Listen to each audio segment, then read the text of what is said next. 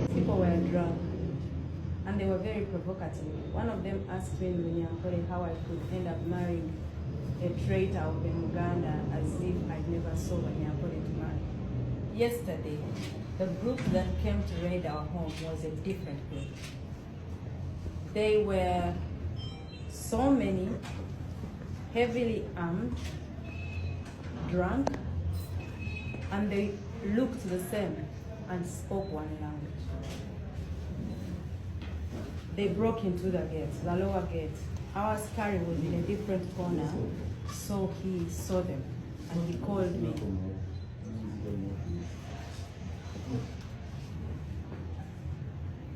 Our askari saw them and called me. I had already gone to bed. I was just preparing to read like one page of my Bible and then sleep.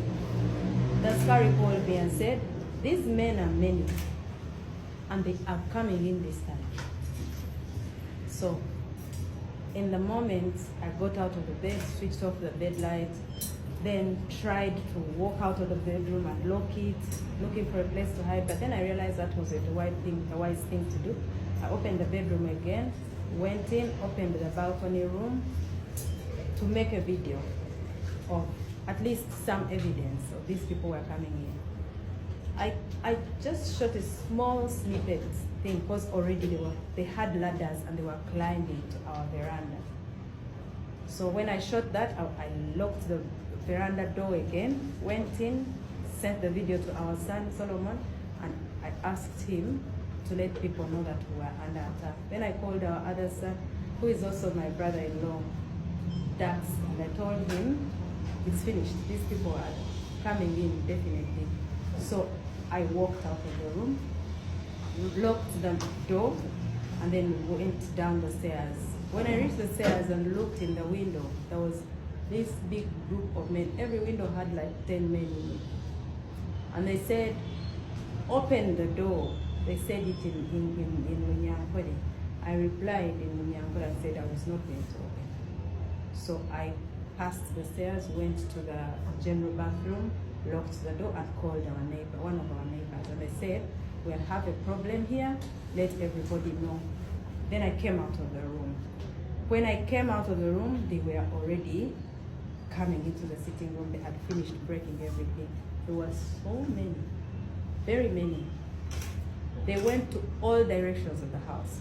Ceiling, rooms, kitchen, outside in the compound, on the verandas, my bedroom, kids' bedrooms, bathrooms, everywhere. They were everywhere. They were very many. In that moment, they did not allow me to follow anybody where they were. One of them told me to give them my phone. He came and sat behind me, told me, "Give me your phone." I gave it to him from this angle. He put it in front of me and said, "Give me the password," in Runyankole. And I said back, "I'm not giving you the password." He said, "You're going to give me the password." And I said, "I'm not going to give you the password." He left, went outside on the veranda, came with other 4 men. So when he came back, he went in the same position where he was. He lifted me by the trousers. I was wearing 90 trousers and a shirt. He lifted me by the trousers, lifted me up, and then the one who was standing in front of me strangled me by the neck from the front. And then he told me, "Give me the password." And I told him in his face, "I will not give you the password." The one who was behind here pulled my shirt. So now I was between 2 men. One was strangling me and one was pulling my shirt from there. And you know how the button chokes you here? So the button was choking me. I kicked the man who was in front of me. And when I kicked him in someplace very hurtful, and he walked away, then this one pulled me and all the buttons broke. Then he stayed with the shirt in his hands. So I walked across the room naked. Now, in that room, there were so many men. Some of them just shied away and looked to the side. Some of them kept looking, and there was one sober one. And he said in Luganda, "Nedda, Mama Mudize, the sati here yangale." It was on the floor. One of them picked it and said, "Wanike mikono." oh yeah, but it's sad.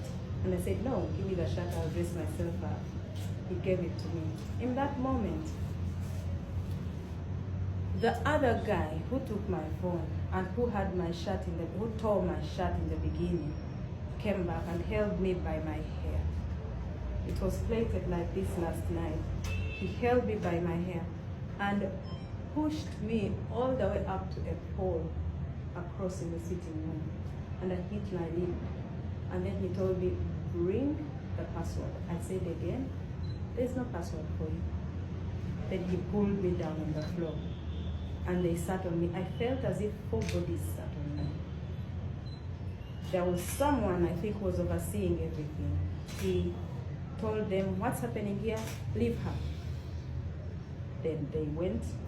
I sat on the floor, and in that moment I felt thirsty, I felt nauseous, I felt dizzy, I felt my body was confused. I asked for water. They brought me a glass of water. I asked for more water. They gave me another glass. And that was the last that I remember of that event. The next moment that I got to realize, I was on the veranda sleeping in my own vomit. The askari and the other boy organized and drove me to hospital. So they left you in your house when you had house? They left me in my house. In my house or on the veranda, because when I realized I was outside on the veranda, sleeping in my own vomit. So all this while, they were asking me where my husband was. Where is your husband? I said, I don't know where he is. They asked me, did you think you would bring your brother here to run on Kampala MP and win? That's not how you come and go, right? I don't have a brother that ran for any position. They kept asking the askari, where are the children? They beat him.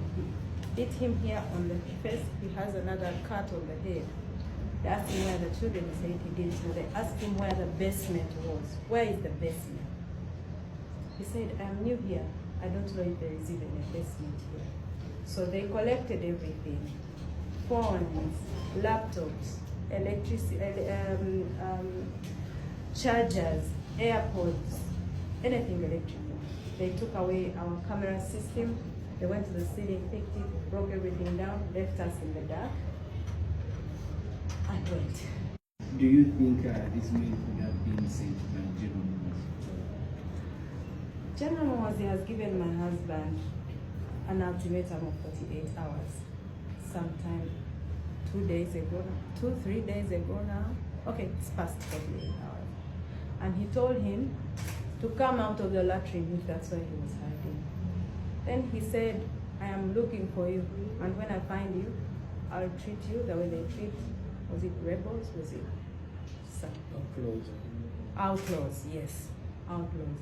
So, if someone threatens you to that extent, and they are in an office of power, and they're in control of the army and all the army outfit, how could you say they're not the one that saved those people? What message do you have for your husband?